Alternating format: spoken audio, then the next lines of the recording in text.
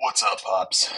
So, yesterday I picked up this book, Mind Hacks. It's actually been in my office for years. I got it out of a leave a book, take a book library box at the end of the street. Anyways, it's it's a thick read, but it started to talk about the Broca area and the Wernicke area that was discovered, those areas of the brain that are responsible for speech. Give me some great keywords to look up. So I found this video by, I believe, Language of Mind, a content creator by the name of Ryan. And I just wanted to highlight some of the key stuff, skip over some of the depressing stuff, and hopefully be able to share more of these videos just as we continue on this journey. Plus, I've always wanted to have like a good motivating excuse to make a YouTube video. So this is my first attempt. Let's get into it. I know, there's already a ton of videos out there about language and the brain. You've already heard the story. Your brain has two structures highly involved in language.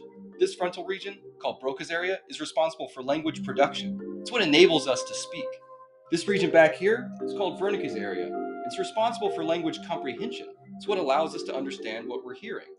And there's a pathway between these two regions called the arcuate fasciculus that transmits information from one area to the other. This creates a full circuit that allows us to hear a sentence, understand it, and then articulate a response. It's a nice story. The only problem is, it's not true. The real story of what's happening in our brains when we speak, listen, and read is so much more intriguing, so much more dynamic, and more complex than you've been led to believe. You want the real story? Here we go.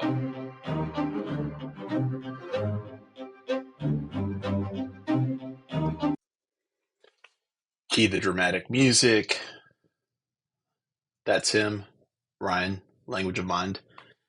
He made this video about a year ago, so I'm assuming a lot of the information that he collected is still considered current as it relates to language in the mind. Um, I believe that I wanted to skip to the 4 minute mark. Talks about the scientists who discovered the areas. One area is responsible for receiving speech. The other area is responsible for formulating the words and the structure of sentences when we respond back. All right, so I'm getting over to the 4 minute mark. And here we go. I found this part interesting. Based on this, Wernicke created a new model for language in the brain. We have two interconnected language centers, one for speech perception and one for speech production. Damage to either of these areas or the connecting pathway would result in different patterns of language impairment. This would come to be known as the Wernicke-Geschwind model. We sometimes refer to it as the classical model in neurolinguistics. It's a famous example of a double dissociation. There are two completely separable functions, speech production and language comprehension, and each function relies on a distinct, separable brain structure. If this area is damaged, you'll have a very hard time speaking, but no problem understanding what's being said to you. And if you damage this area back here, you get the reverse pattern. You'll be able to speak, but you won't understand anything, and your speech will be jumbled and incoherent. I do think the reverse pattern sounds. I'd rather have. I'd rather not have the reverse pattern. According to this classical model, when we hear speech, the sound travels first from our ears to our auditory cortex. Here, sounds are decoded, and that information is sent to Wernicke's area, where meaning is assigned. Once we understand what was said, we can send that information along the arcuate fasciculus to Broca's area, where we can plan our response. That utterance is then sent to the primary motor cortex, which will tell the muscles how to make the sounds. But there's a problem. This model is a very oversimplified model for language. It turns out that the double dissociation may not be as clean and perfect as we used to think. So then he gets technical. What each area essentially scientists have believed are responsible for, and some of the new findings. But I found it much more digestible up here at the 7 minute and 22 second mark.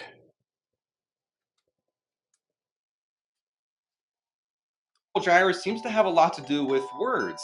It was thought until very recently that word meanings were stored here in the temporal lobe. But some recent studies have shown that this isn't exactly true. We don't store word meanings here. This area is more of a switching station. It's the place words are routed through before they're sent to other brain regions. But the middle temporal gyrus doesn't just handle words, it might also be where we build sentence structure. All languages have an underlying tree like structure. When we think of what to say, this is what our brain generates a hierarchically organized tree of words. The process of assembling this tree most likely happens here in MTG, the same place words and word meanings are being. I'm going to back up. I didn't notice this the first 2 times that I watched this video,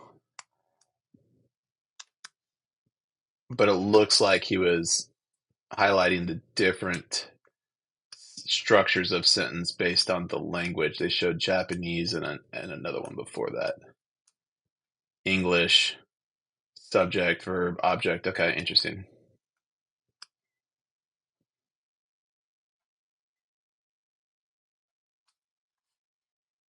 Tree of words.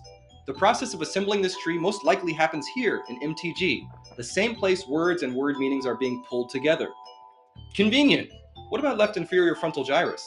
This brain region seems to map pretty well to Broca's area, even if neuroscientists can't agree on its exact boundaries. We know that it's involved in production, but that's so vague. What does it do really? It seems to be heavily involved with syntactic structure. The more complex a sentence is, the more active Broca's area will be. And this is just as true when we're reading or listening as it is when we're speaking. In study after study, we see Broca's area hard at work, not just during production, but comprehension too. In 2008, a man named MJE suddenly lost. Okay, and then I feel like the 9-minute mark is where I picked back up. And I'm saying I feel like I picked back up because I did this video once, but the audio from the actual YouTube video that I'm showing you wasn't set to record. So this is the second attempt.